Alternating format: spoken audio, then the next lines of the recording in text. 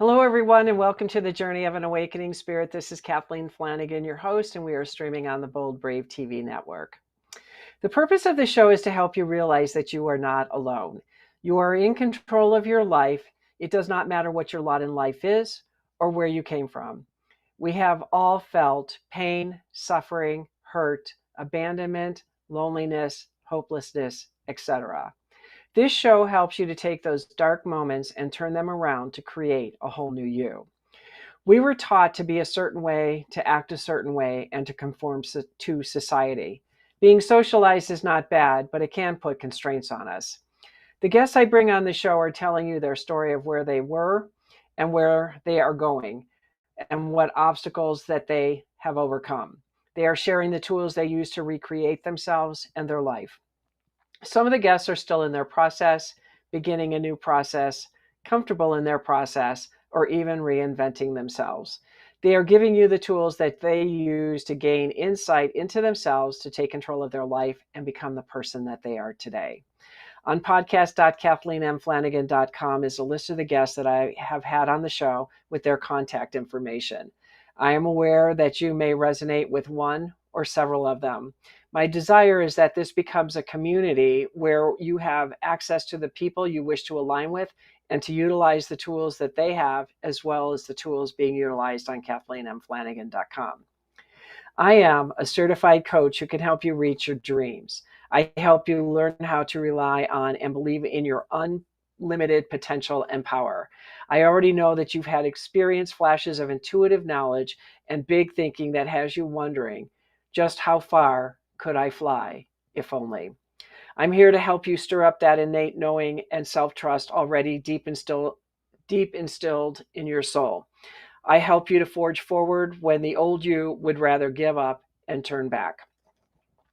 AwakeningSpirit.com is an aromatherapy-based company, and we use all natural ingredients and organic ingredients, and we are offering a 40% discount code, bravetv, into that, and all the products are guaranteed to work, and if they don't, then feel free to reach out to me and I will reformulate a blend specifically for you. Grandma's Natural Remedy is a CBD company that uses essential oils in every blend and either has a broad spectrum or an isolate. Every product is tested and the lab results are on the website. We are offering a 20% discount by entering bravetv into the coupon code. I start every show with sound from the tuning forks, and I bring in love, happiness, and balance.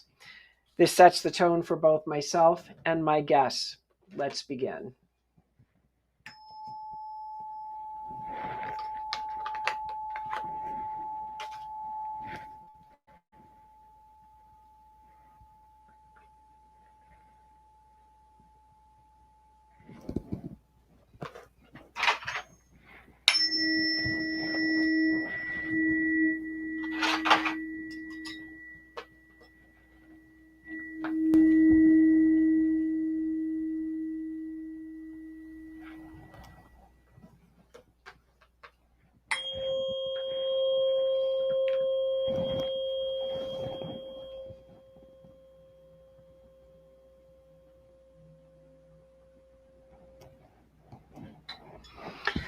I was supposed to have a guest on the show today. He was coming in from Ireland, and for whatever reason, he hasn't shown up. So I get to talk to you guys again for a second week in a row.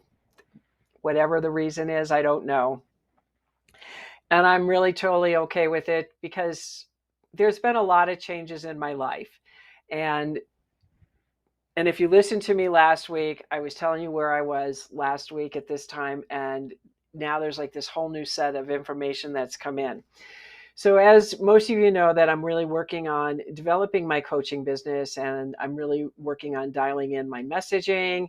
And on Saturday, I did attend a speaker seminar to really get my speech better. And I think it's really good as it is, but I just figured I could have a little bit more dynamic opening, closing, how do you sell from the stage, that kind of thing. And what I received was way more than that. I mean, I have some of the most amazing titles, so I can take the speech that I have and do 3 or 4 different types of topics on the speech, and then opening and becoming just a little bit more exciting. And I thought that was really cool because I'm always wanting to better myself. That's the main thing. And I also came to the realization too from last week of just being in this place that I was in, because by Friday I was in, when I was talking to my coach, I was in a lot of tears, and I cried basically through the whole time with my coach about what was going on and what was coming in for my life. And I talked to Zach today, who's going to be on the show next month, but she and I were having a conversation about a lot of this as far as our perception, because everything we do is based on our perception.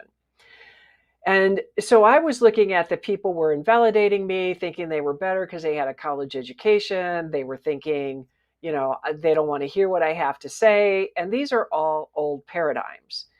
And when I was having this experience, there was this mountain that was moved. I moved a mountain. And I was thinking that I was moving mountains every single day. That's kind of how I started out looking at it. Then it was, well, I think I moved this mountain, or I need help to move the mountain. And then I realized I was the one who moved the mountain. And the mountain that I moved at that point was really strong limiting beliefs that I've had, that I created and developed when I was a child. Because when you come from trauma and you're trying to survive, whatever that trauma is, you create defenses. And this mountain that I created was about protecting myself from people who hurt me, protecting myself from my voice, because I didn't know how to speak. I was shut down as a child to speak. I didn't trust anybody in the world. And the only person or entity that I trusted was God and myself, and no one else. Because when primary caretakers hurt you, it really does something to your psyche. So what I realized is I moved that mountain where I have a clear road to move forward in my life. And I can tell you that is one of the scariest things I have ever done for myself. I mean, to the point that it was earth-shattering. Now, also, I had a dream before all this was happening, because this was the culmination of realizing that I'm in utter terror, where I was in the dream. I'm just going to very quickly. I was in an elevator. There was a man in the elevator. I'm in an airport. So there's meanings with all of that right there. He didn't push the button, went up. Then he came over to my side, reached his hand out, and I started getting afraid because it was just me and him. So I moved that, and then I realized that this man was going to rape me. And what I discovered through that was there was this white light that was all the way up here, so I could see him through white light. So I knew I was safe, but that didn't mean I was safe. In my mind, I was scared because I couldn't tell if he was trying to reach at me, grab me, he was taking his pants off. I don't know. All I know is I woke up screaming, literally woke myself up saying, "No, God, help me." What I realized from that is that I am in utter fear of what I had just done with moving the mountain, because I'm now completely, totally, and utterly exposed. I am trusting, which I said I want to be the fool in the tarot. I want to be able to know that I am taken care of, provided for, and God has my back every step of the way, which I know he has, but I want to actually live that purposely, not in an unconscious way, but really purposely living that. And that really started to stem a lot of things that started cascading from there.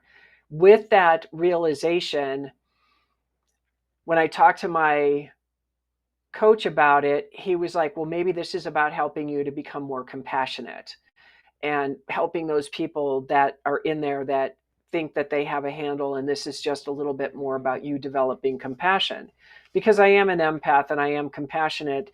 But I realized that the main thing that I realized at that moment was that I needed to step back. I needed to get off the stage further, because I was also in my head during that period. I didn't think I was in my head because everything was getting more and more difficult defining what I was doing and where I was going. And I'm like, why am I struggling? And it's not supposed to be a struggle. And I was like, well, you're in your head. You got out of your heart space. And so when I say that you always want to be in your heart space and you want to be here now, I really mean you really need to do that, because I'm actually walking in that space of what it's like when you shift out, and then how all of a sudden things start happening that are maybe a little bit more difficult or challenging when they shouldn't be. So you get back into your heart space. When I realized that I was taking things personally, because I take everything personally, and I don't want to take everything personally because it's not about me, it's about them, it's their stuff. And when I realized that, okay, I need to step back further, because if I'm going to go into doing more deeper, harder, technically work with people on looking at their limiting beliefs, helping them move and step into the grandness of who they are, that means I have to step back further and stay further away. And not in a bad way, but in a protective, emotional way, so I don't get wrapped up. Because the other thing that happened is the gentleman that owes us money, that reneged on paying us on May 1st for the sale of our unit, I found out that all of his businesses have been shut down for permitting issues. And I think what part of this is because he did a lot of work on 3 units that he has, and he didn't get permits. So the woman who I knew was my tenant did my hair, and she said that she is that she can't work for the next 4 to 6 weeks. And it blew me away. And for some reason, she thought this was my fault. And I said, I had nothing to do with this. I said, it was him. But what I noticed and observed in that was that I was getting caught up into her frustration, in her anger, in her, what am I going to do? Now, this poor woman, this man made her move 3 times. She doesn't want to move. She doesn't like change in her life at all. She wants none of that. And she had to pay for each move, and he didn't, which I think is wrong, but that's my personal opinion. So who cares what that means? And thirdly is when she came in, when she was there, I had to wake up and realize that her father just passed away, so she's in grief. Her mom's grieving, and she doesn't know what she wants to do. And this is a beautiful time for spirit that's saying it's time for you to move. Well, one of my topics is now going to be, if you don't take control of your life, life will control you. And do you want to be a victim of your life the rest of your life? I know I certainly don't. So in this process, I started looking at a bigger picture. And today when I was talking to Zach, the next thing that I realized at that moment was, why should I have to look at, I moved this mountain on the dark side of why I moved it? What if it's because I want to step into the grandness of me? What if I want the God spirit to be in me 24/7? So why not change how I'm looking at everything? Instead of being negative, if this is beautifully, divinely orchestrated, our lives are beautifully and divinely orchestrated. If we allow spirit or God or whatever you want to call it to run through you, because it already is, but really become consciously aware of that, everything starts to change. So why not continue? Because I'm knowing that I'm going further up in the frequency, and it's unknown territory. And I could be terrified of that, but I don't choose to, because I feel safe. And as long as I'm feeling safe, and even though I'm coming out in the world and I'm showing up in a totally different way, and I'm scared as hell on the inside, doesn't mean I'm going to stop doing that. I want to keep moving forward in a very positive direction. And all of it comes from, what am I thinking? How am I seeing it? And then how am I speaking? So when you start paying attention to your thoughts, how are you looking at it in a positive way or a negative way? Are you empowered or are you a victim? And then how are you speaking? Are you empowered or are you a victim? When you stay present in the now, get off the stage and step back and observe your life, you start to see things differently. Well, we're going to go ahead and take a quick break. And I just found out that Chris is sitting in the room, so he will be with us when we come back. Welcome back, everyone, to the Journey of an Awakening Spirit. This is Kathleen Flanagan, your host, and we're streaming on the Bold Brave TV network. I have Chris Donaldson in the room with us, and Chris didn't look like an Aboriginal adolescent as he set off from Belfast on his cafe racing Moto Gunzi, but it was the same motivation that drove him to set off on a journey of self-discovery. But when the Iranian Revolution stopped the planned 10,000-mile motorcycle road trip to Australia, he ends high in the Andes, 50-odd thousand miles later before returning to Belfast. Going the wrong way, a coming-of-age road trip like no other, Chris is now riding to Australia on the same Moto Guzzi Lamaze 42 years after his first attempt. Welcome, Chris. Thank you, Kathleen. How are you? Good. How are you doing? I'm good. Good. I'm glad you made it. So, why don't you tell everybody a little bit about the journey of your becoming an awakening spirit, which I know is very centered around this trip, and the the re I don't know, the redoing the trip to finish it. Well, they say every good story has a bit of a disaster to it, and mine started off pretty quick as a disaster. When I was 21, I decided to, well, when I was about 15 or 16, I decided to get out of Belfast, where I grew up. It was in the 70s, and there's a lot of troubles were going on at the time. There was bombs going off and bullets flying. So I decided to get out and get to Australia. And for some reason, I decided to do it on a motorcycle. Um, this was 1979, so I didn't get very far because right about November 79, Ayatollah Khomeini took over the American embassy in Tehran, and the Islamic Revolution kicked off. So my planned journey didn't happen the way I thought it was going to. Anyway, I left home and I told my friends to be back in 2 years, so I couldn't turn up back in 2 weeks' time. So I had to keep going. And I ended up going to South Africa, driving down through Africa to Cape Town. I got a place in a yacht race, coming back to Europe, and then I flew the bike over to the States, went up to Canada, and then made my way on down through the States, Central America to South America, and eventually ended up in Argentina a year and a half later. So that's why the story's called Going the Wrong Way. I ended up left for Australia and ended up in Argentina. So, what did you learn on that trip? Because that's an extensive trip on a motorcycle, even if you didn't finish it at that moment. Well, I suppose what I learned about myself is I could put up with a lot of problems, and when you're traveling on your own, you've nobody else to fall back on. So it certainly taught me to be self-reliant and look after myself, amongst other things. So, were you making money so you could keep moving forward in the trips when you were in these other countries, or did you just have this unending supply of money to move you forward? No, well, I left just after I was at college, so I'd worked summers and worked evenings to get some money, and that was supposed to be for a 3 or 4 month trip to Australia. But I ended up on the road for a year and a half. So, funny enough, money was one of my biggest problems. Um, Once I put petrol in the motorbike and got somewhere to park it up, whatever was left, I had to sort of use it as hold on to it as much as I could. Um, but yeah, down parts of Africa, you can live very cheap, but you're living like the locals, and it's pretty rough.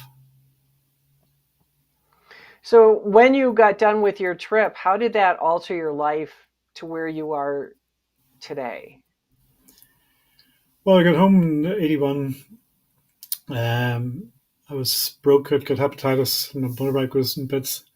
So everything I'd wanted to find out, wanted to end up in Australia. It didn't happen. Ended up back in Northern Ireland in the middle of the troubles with no money. So I was a bit depressed as such. And after you've been on a journey that for a year and a half, that every time you woke up, you didn't really know where you were.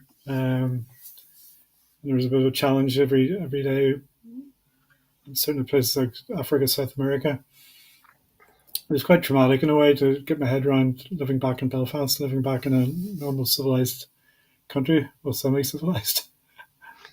So, what did you do to reacclimate yourself? Because yeah, you're sitting here on this, wild ride, having the time of your life, total freedom, and now civilized society doesn't allow us necessarily to do that. So, I guess that's the question: is what did you do to get back into that? Well, I started writing a book because I realised it was quite an unusual trip I'd been on. Nobody hadn't heard of anybody else doing it. But I got halfway through, got my manuscript finished, going through the details, and I found out that a guy had just written a book before me. He'd done the trip about 5 years before, and he just finished writing a book. A guy called Ted Simon, and he wrote Jupiter's Travels. So I thought my naivety that somebody's written a book about this, there's no point in me doing it. But really what I didn't realize was that he was about 45 years old. He was a journalist, plenty of money. I was 21, half his age. So the journey we made went down the same roads, but totally different experiences with that different age group. So I finally got around to writing the book about 4 years ago. Found my manuscripts and buckled down to writing the book. And it's been a great success. It's been a great shock for myself and my family. I think my daughter thought probably she could think of 6 people who would read it, which wasn't a great motivation. But it's been a bestseller on Amazon for quite a few months, and it's got 1,300 5-star reviews, so it's gone pretty well. Wow. Ironically, I've met up with Ted Simon, the guy who wrote the first book. Had a few glasses of wine and talked about places we've been and things that we've done. He's about 92 now. So, so you journaled during this trip that you were taking then? Yes, I journaled pretty much the whole trip, and then when it was a time off, I would put it in a manuscript form. I was never very academic at school. Studying English wasn't my best subject. It was before spell checker came in the market. So I wasn't very good at writing in those days, but I think it's certainly been a fun journey writing the book and self-publishing as well. Always enjoyed learning different new things, and technology. You can say what you like about technology, but to be able to sit in Belfast, write a book, put it online, and have it selling in America, Australia, all over the world, it's quite incredible. So, did you write this after your second trip, or was this book written when you only did your first trip? It was written when I only did my first trip, and if you can imagine, it was quite novel, quite strange reading my journal that I'd written when I was 21, 22, at the age of 62, and this sort of reading about what I'd done and looking at my old photographs and taking it all, learning about what it was like when I was 22, 40 years later, when I was wondering what was going on at 22. Well, now I think I know what's going on when I was 62, but you don't really. So talk about a little bit of that, because you had an opportunity that you wrote a journal in your 20s to write a book, and here you are 40 years later going back, redoing, rewriting, reliving, and then deciding to go for another trip around the world this time. So what was the thought processes? What were you thinking? That reflection's got to have done something in your brain. Yeah, looking back, I was trying to find myself. 21 was very much a sort of substantive age when you're coming from child or teenager to manhood, starting your own to work, bring a family up, and get into serious life. So it's very much a coming of age trip. Although I realise now that I wasn't really looking for myself. I was looking to challenge myself. I was looking to test myself to see what I could do, what I could put up with, rather than discovering the world. One of the nice things about the journey was just from the disaster of not having anywhere to go, was I was actually traveling without a destination in mind. And you think about it, anytime you go traveling, you're always going somewhere. That's the whole point of traveling generally, is to go somewhere. Whereas I was just traveling for the sake of traveling. I was like a hobo, I suppose, no fixed abode, nowhere to go in particular. I was just living for the day. And that's where I think where the magic of the journey comes from, because I was just traveling and making experiencing things as it went along. Obviously, it's before the internet age. The only guidebooks I had were for places like India, and the Middle East, Far East. So I had no idea what was in Africa, what was in South America. So every day was a surprise. In fact, if I had any idea where I was going, I wouldn't have gone there because it was too dangerous. It was in places like Uganda just after Idi Amin had been in power, Rhodesia, Zimbabwe, Rhodesia just after their civil war, was in South Africa during apartheid. So some fairly dodgy places. And And I just wouldn't have gone there if I'd known better. So ignorance is bliss. But after I published the book, got some great write-ups, one of my friends said, well, you never actually got to Australia. Why not have another go? So that's sort of a little ember in my mind. I thought, well, if I'm going to do it, I need to do it on the same motorbike to keep the continuity together. So 3 years ago, two of us set off to go to Australia. I've still got a family. I've got a business to run. So we did it in legs. Just left, drove for 2 weeks, parked up and flew home, back to work, back to family. And then 2, 3 months later, did another leg and another leg. Unfortunately, after 2 legs, Liam decided that it really wasn't worth the risks involved. I don't think he thought it through what sort of how out of control things can go when you get into the sort of third world countries. So I ended up, after him giving me the idea, deciding to do it, he gave up. So I ended up having to do it on my own again, which, as it turned out, was by far the best way as well, because traveling on your own has huge advantages. And as much as when you arrive somewhere, you're on your own, you're much more interested in talking to somebody and learning about what's happening in the place and who the people are.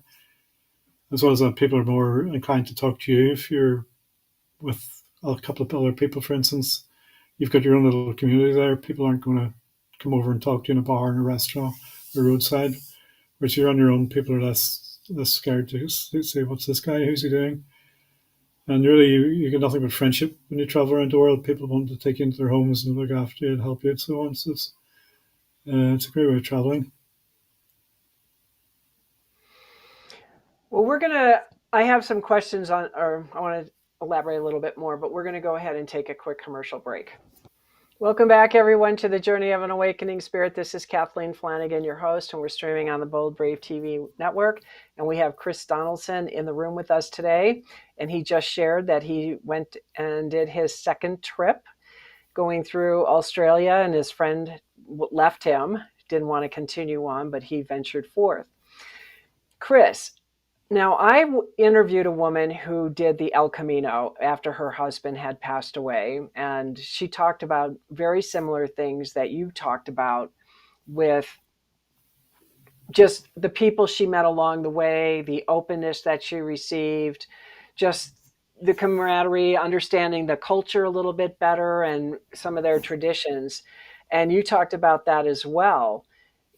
So when that happened, I mean, were you not really experiencing that when you were traveling with Liam, and it just seemed to open up? Or was it that they were curious about what what you're doing? Why is this person riding a motorcycle through our country? I mean, I know in America we get a little bit hesitant to ask things like that, but I keep hearing in Europe that's not what we go through here. We're more cautious here. So can you elaborate a little bit on that? Because first of all, I want to also know too, is what were the differences from the first trip to the second trip from as well? Did you have those same experiences on your first trip as you did on the second trip? Yeah, I did. To be honest, the first trip, every bit as much. People was friendly, and very often it'd be the people who had least who had been most friendly and wanted to share with you. In the first trip, I think people looked at me as a 21-year-old kid who needed some help, whereas this trip they looked at me as a saddled codger who needs a help off his motorbike. I certainly had a few. I remember calling at a few places and taking my helmet off, and the guy would look at me, take a double look, because they weren't expecting to see the grey hair and the bald back. Take the helmet off, expecting to see some 20-year-old. But no, I mean, having somebody with you, Liam's a big guy, and it was always good to have some extra security with you, I suppose, from a point of view if it's two's much better than one. Especially on a motorbike, if you're going to a shop or something, you get somebody to look after things. And there's certainly times if it felt you'd feel at a disadvantage if you're in a sort of dark street in a dark night, somewhere like Tehran.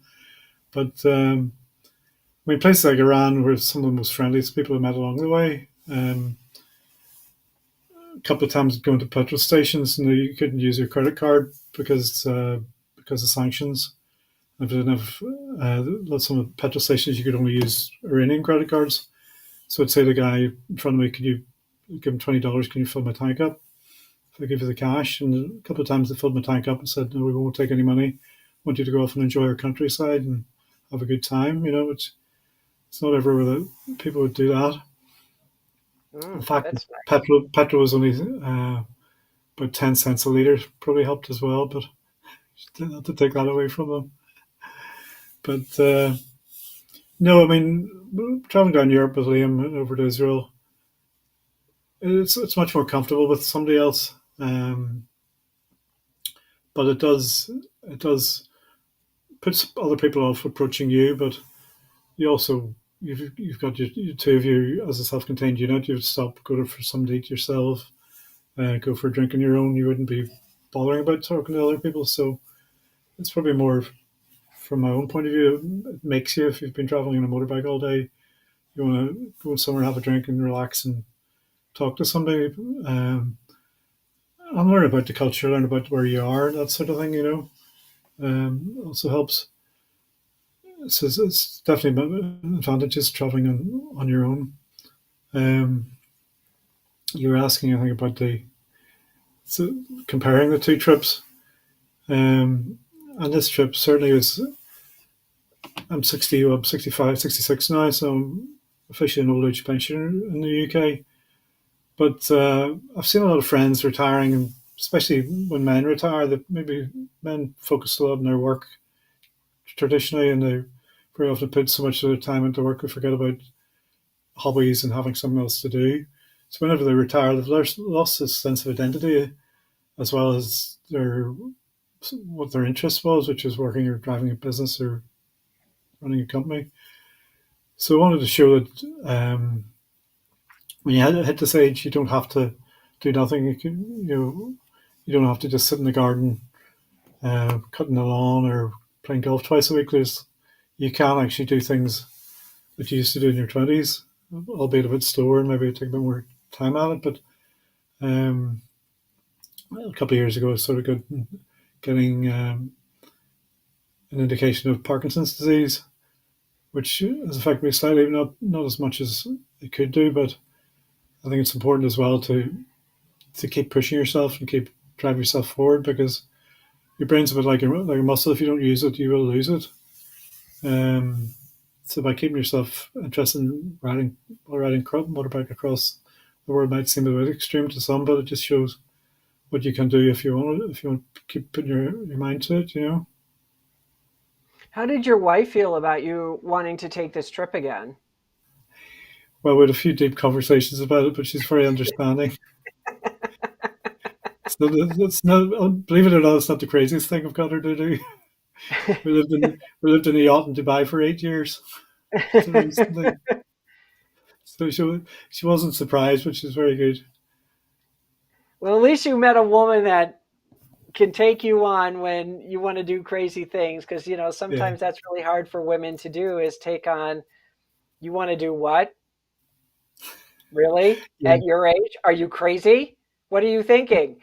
It's Yeah, probably so I she's get probably a I bit can ruder than imagine that. that she was a little bit like, okay. And then you're just like, okay, I surrender, because it's about us doing things and allowing our partners to do what they need to do. Because I know that I do that right now. I'm doing a lot of traveling without my partner, um, for where I'm moving into my new life, and it's all okay.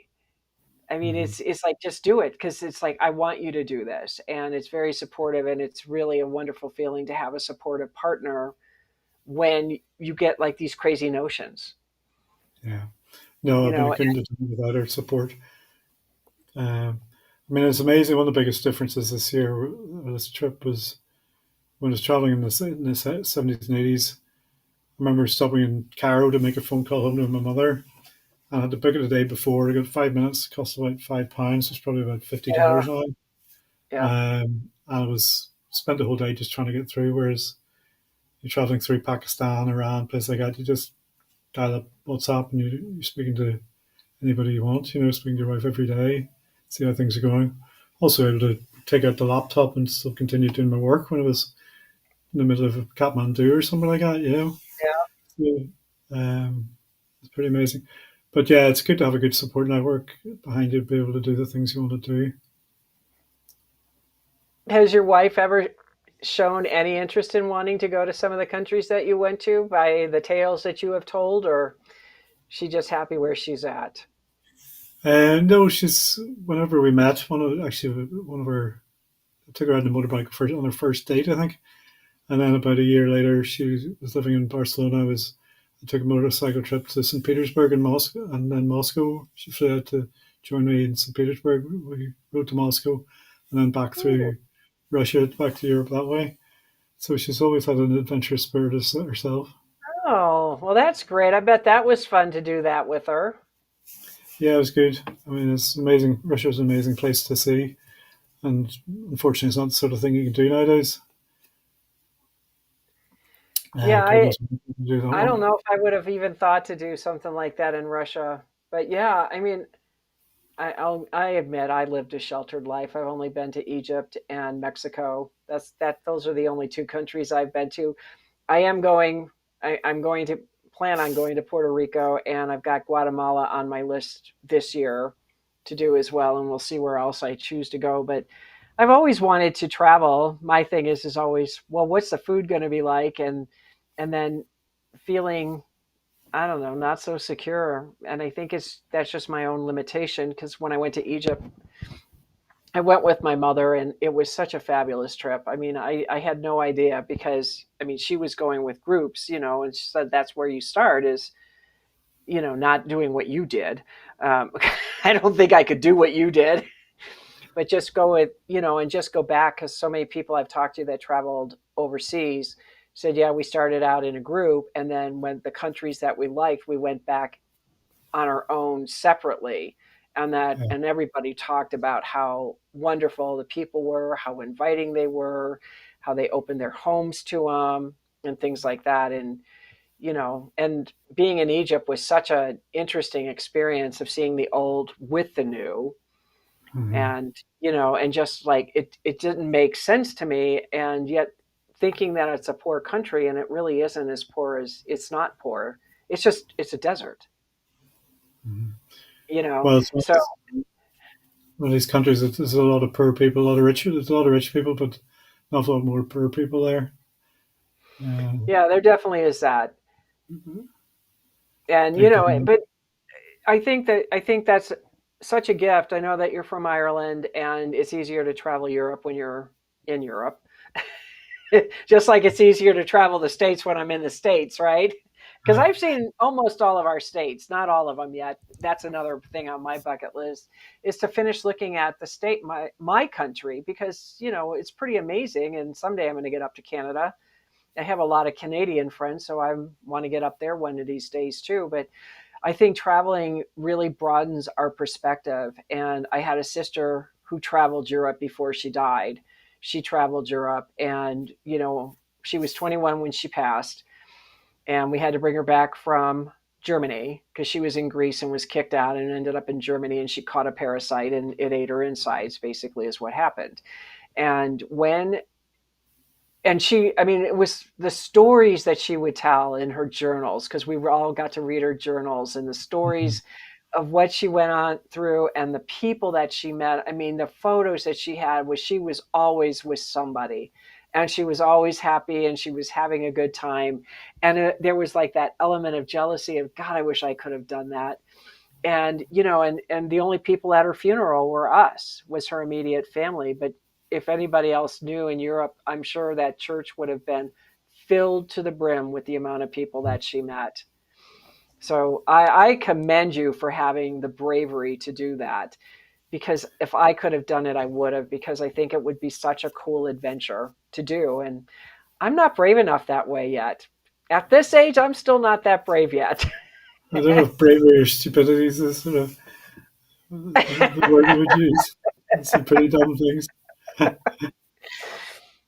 But yeah, but there's it so many. but it expands it expands your horizons. I mean, you change, you transformed into something different because of it. Even if you don't think your life altered, it did. Trying to get you to talk about that is challenging right now, but but it did change your perspective. And that's kind of what I want is people to, you did this. It was, maybe it was fearless, maybe it was stupidity, but you survived it. And then you went and did it again 40 years later. How many Yeah. people take that for an adventure? Well, it was interesting to do. It was great times sitting on a motorbike, the same motorbike that I did 40 years ago. It was just strange enough on its own to have it still have the bike, but it was interesting comparing the old technology with the new as well. The bike was obviously built in the 70s. Liam's bike was a new one, and if anything went wrong with his bike, it basically needed a new part for it. Whereas on the old bike, it was all more mechanical, less electronic. I could just fix it myself. So it's interesting that way too. But no, definitely the journey I made. There's times that uh, 10 years ago, got caught up in a property crash with the banks, and they repossessed all my properties. Um, and they did it very cleverly. But they did it in such a way that you're left with no money to spend on hiring a legal team to get it back again from you.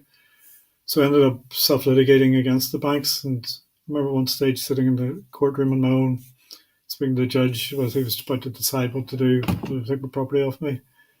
And I sort of thought in the back of my head, well, I can ride a motorbike across the Sahara Desert, so I can just speak to this guy up in the front of a bench without worrying about it too much. So it certainly be may seem strange riding across the desert. It can help you in a courtroom, but I think all the experiences that you have when you're in your sort of teens and early 20s, that do have an impact on your personality and on your life after that. And whereas the book's called Going the Wrong Way obviously started off from a geographical point of view. I sort of, when I was writing the stories and looking back on my life since then, I sort of realized that going the wrong way is something that I've done quite often in my life.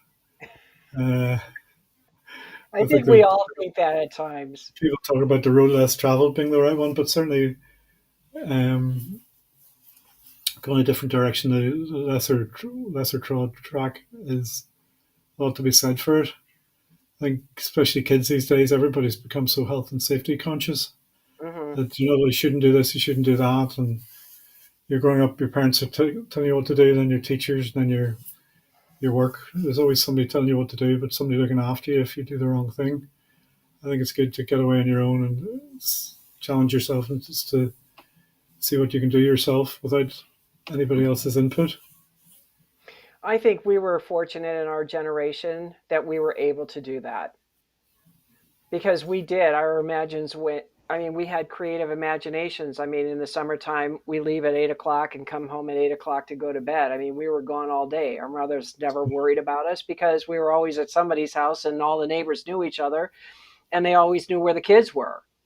But Yeah, we never felt like we were being confined like you're saying, like the kids are now, where mom and dad drives you to school and then picks you up from school and takes you to soccer practice, then takes you home to eat and then takes you over here, where you're always being shuffled, where we were just get on the bike and go. yeah. I I'm think going swimming, bye. And we would go swimming or we would go to the park or whatever it was because we didn't have those dangers, so to speak. And I think that was, in my opinion, I think we lived in the best generation because we had so much freedom. We weren't coming out of the depression. We weren't really dealing with the wars. Yes, we had Vietnam and we still had some of those things going on, but nothing compared to what the previous generations went through. We had a life of abundance on many, many, many levels that was never present before. And yeah, the fact that we were allowed to have those freedoms to develop our imagination, that sci-fi was coming out and Motorola creates the flip phone because it was the communicator on Star Trek. You know what I it's mean? good. And I think, and then for you to even have to be able to go out and do that, to discover even more about yourself, because I think we were a generation that really wanted to discover who we Yeah, were, why we're here, what is our world made up of, instead of being living and dying in one location our whole life. Because most yeah, people do.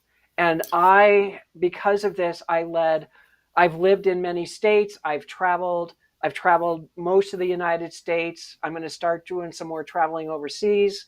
You know, that's what enriches our lives. Yeah. And I think what you did really demonstrates that.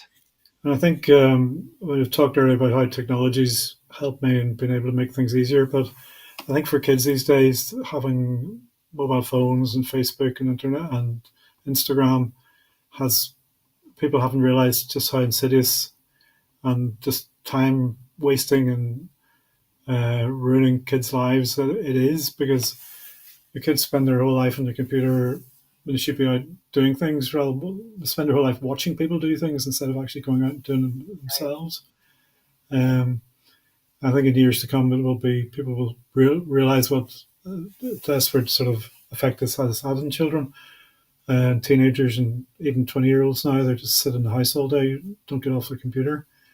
Um, and we've all fallen into it because it is so addictive to do it. So everything you want is there in front of you on the screen, but they got to be losing something of the quality of life by not actually being out there doing something which is maybe not half as exciting as the guy and Yeah. Facebook jumping cliffs or whatever is doing. But you could be doing making your own adventures in your back garden rather than watching somebody doing a Red Bull competition or something like that. You know. Yep, I do. I know that I did that. I mean, going to Egypt, I can read all the books, I can do all that, but when I went there, it's a totally different experience. And that's the thing, is you want to bring that richness into your life, the culture. I would never have known the Egyptians to be the kind of people that they were if I hadn't gone, because we don't really talk about the essence of that country, of the people, of what they're going through, or seeing the guards on every corner for whatever reason. I mean, that was foreign to me, and Yeah. seeing all that, and then the craziness of the driving, and oh, I'll help you get across the street. I'm not going across the street, but they knew how to maneuver where I didn't, but they were willing to help us. I mean, it was just such a blessing to have that experience, and that's why I want to have more of it, because yeah, I can look at a computer, but it's not the same as being in the country, because there's an energetic feeling, and that comes into me to be able to make me a bigger, brighter, more experienced person, I guess. Well, we're And I getting think ready also to, huh? sorry, we are the information we get from our TV cameras, TV programs, so on is very much what the government wants us to learn Yep. and believe. It's when you go to somewhere like Iran and you meet the people there, and they're actually twice as friendly, twice as nice as half the people you meet at home. You realize, well, what's this we've been taught for the last 40 years? It was 40 years ago the American embassy got taken over, 43, I think. And ever since then, we've been taught these guys are the worst people in the world. Whereas you go there and they're nothing but kindness. So it does make you distrust what you're taught in the media. Yeah, definitely. Well, we're getting ready to wind down. So, what would be one piece of advice that you would offer our audience to help them move into a different direction, or to achieve their dreams to become a better person? Um, Stop thinking about it too much. I think people over plan and over um, check reviews and to check this, that, and the other. And again, it's public technology's done that because it's possible to check all these things. But I think people take so much time planning, and when you do that, all you're going to find is reasons not to do something rather than reasons to do it, because you'll see all the problems with something. Um, just get off your ass and go and do it rather than talking about it and reading about it. Just go and do it. I love it. So, how can people get a hold of you, Chris? Uh, when the Facebook and Instagram's going the wrong way, but my website's chrisdonaldson.world. But again, technology's brought us Amazon, and the best place to get my book is on Amazon. It's available on audiobook, ebook, paperback, of course, and hardback. So Amazon, Going the Wrong Way by Chris Donaldson. It can be there somewhere. Well, thank you so much for Chris for coming on. I know we got a little late start, but I'm so glad that you made it on. I enjoyed your tales, and just I love that. Just get off your ass and do it, because that's really what it comes down to, is just do it already. Exactly. All right. Well, I want to say thank everyone for watching today and joining us with Chris. If you got any value out of the show, please send the link to your friends or family, and please subscribe to the channel. I would really appreciate that. If you have any comments, I'd love to share comments, because I do. pose questions, and I'd love to hear what you have to say. My books, Dancing Souls, The Call, Awakened, and The Dark Night of the Soul, are all on Amazon and Kathleen M. Flanagan. So please check them out. And the Call is still a free ebook from the book launch from a couple of weeks ago. And check out Kathleen M. Flanagan for all the lists of services that I do provide. And there is a 3-minute de-stress sound meditation. So feel free to download that at your leisure. And then Awakening Spirit and Grandma's Natural Remedies. Just enter Bold Brave TV Brave TV into the coupon code for the discounts. And we will see you next Tuesday at 4 p.m. Eastern Standard Time.